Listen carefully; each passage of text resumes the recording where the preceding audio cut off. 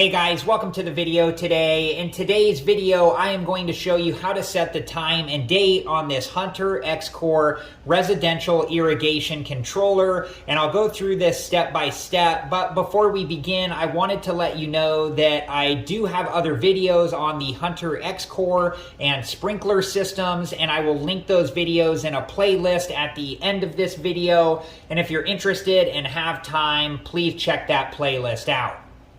And make sure that you read through the owner's manual and programming instructions for all the specifics on your Hunter X-Core residential irrigation controller.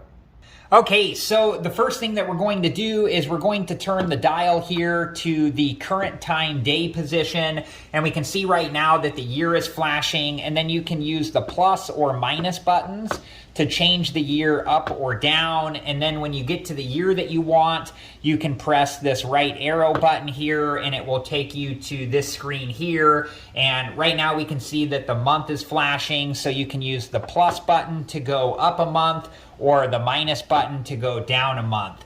And then once you have the month set, you can press the right arrow button again to go to the days. And right here, same thing, you can press the plus button to go up a day or the minus button to go down a day. And then we can press the right arrow again. And now we're at the time and it's flashing AM. So you can press the plus button to go to PM, or the plus button again to go to the 24-hour mode, or the plus button again to go back to AM.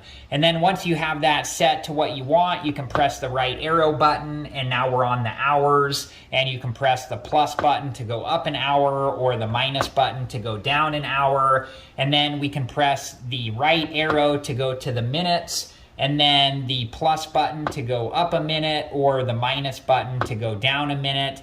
And then once you have that set, we can press the right arrow again, and then you're back to the year. And from here, we can move the dial back to the run position.